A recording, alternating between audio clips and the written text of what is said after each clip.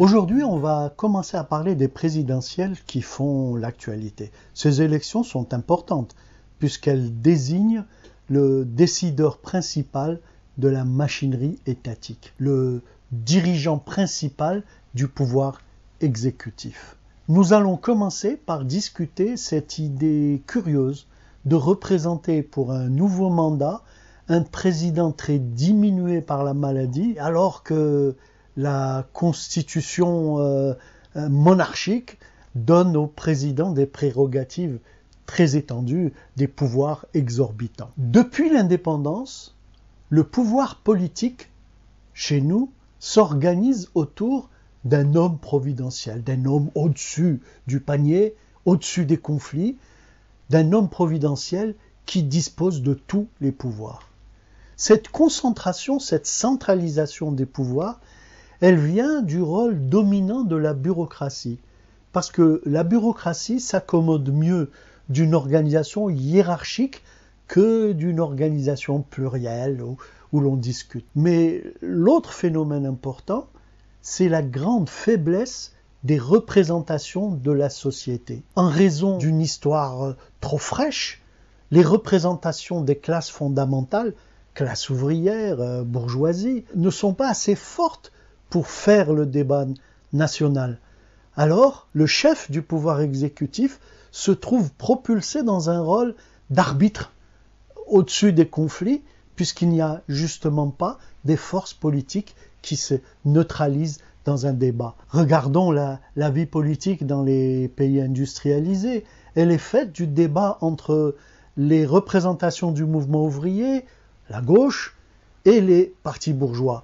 L'affaiblissement des partis de gauche, leur contact de plus en plus faible, leur représentation de plus en plus faible des classes populaires, a fait que justement ce système politique est en crise, et c'est pour ça qu'on voit des aventuriers comme Macron pouvoir être propulsés par les banquiers au sommet de l'État. Donc chez nous, cette bourgeoisie qui est dirigée par des hommes venus de la classe ouvrière ou de la petite bourgeoisie, il y a 30 ans, que faisait Rabrab, que faisait Haddad, que faisait Tahkout. Cette bourgeoisie n'a pas une histoire et une stabilité politique pour asseoir une représentation.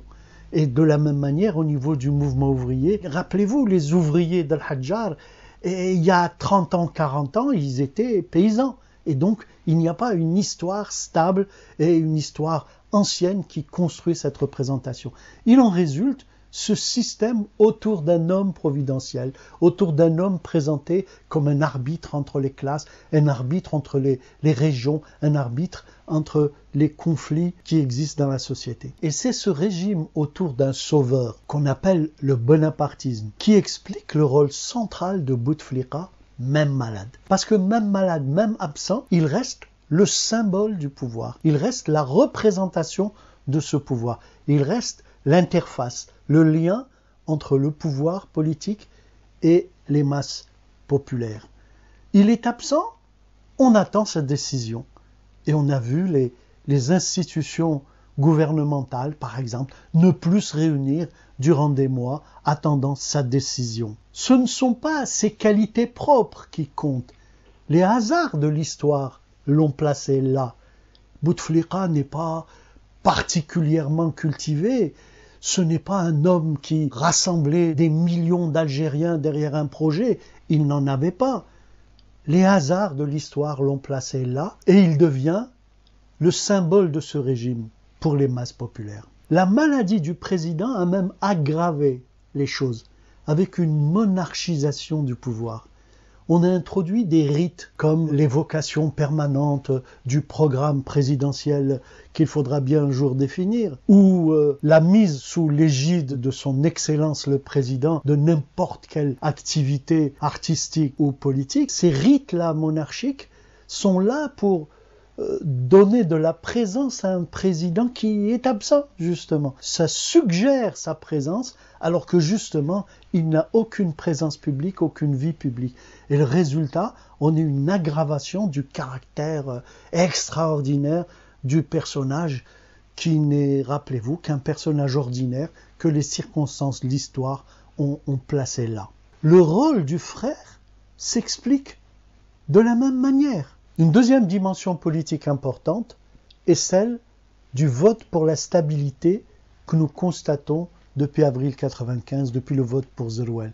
C'est un vote pour refuser le chaos des années 90, pour rejeter le GIA. Cette aspiration à la stabilité a été revivifiée par les événements internationaux, les événements régionaux aux alentours de l'année 2011, avec le drame libyen, le chaos syrien, le massacre yéménite. Ce sont des situations qui sont venues conforter cette aspiration à la stabilité, au calme, à la tranquillité et à l'abandon des aspirations au changement légitime qui était celle des masses au début des années 90. Dans cette configuration de recherche de la stabilité et de refus du changement, les pôles d'opposition disparaissent. La régression des islamistes est continue depuis 90. Rien à voir avec l'essor de la religiosité, la salafisation de la société. Il s'agit d'une régression de l'islamisme en tant que courant politique, en tant que projet politique.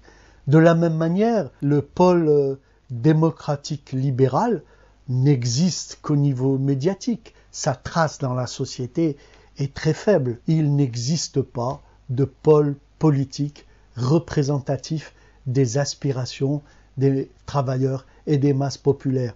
Ni pôle socialiste, ni même pôle populiste, radical, etc. Le mouvement des Gilets jaunes en France a révélé le même discrédit des élus, le même discrédit des partis, le même discrédit des institutions, le même discrédit de la démocratie.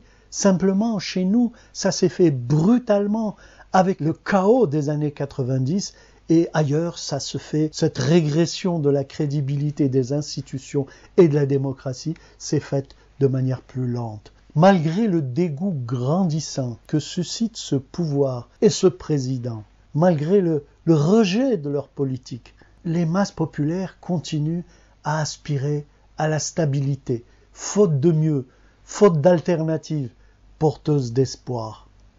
Est-ce que cela va se renouveler en 2019 ?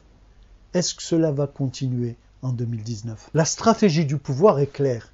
Il s'agit de profiter de l'image du président, cette fausse posture de sauveur, d'homme providentiel, et de profiter de l'aspiration à la stabilité qui a fait tous les votes d'allégeance depuis 1995 dont a profité le pouvoir et ses partis. Au moment où la campagne pour le 5e mandat a été lancée, il n'avait pas décidé à la présidence de représenter Bouteflika.